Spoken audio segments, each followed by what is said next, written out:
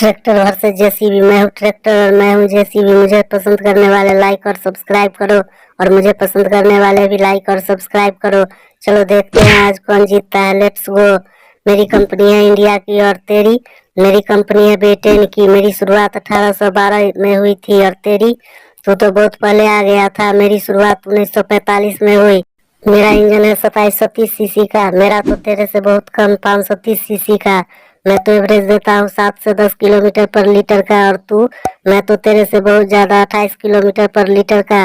मेरी प्राइस है 3 से 7 लाख तक का और तेरा? मैं तो 22 से 27 लाख में आ जाता हूँ।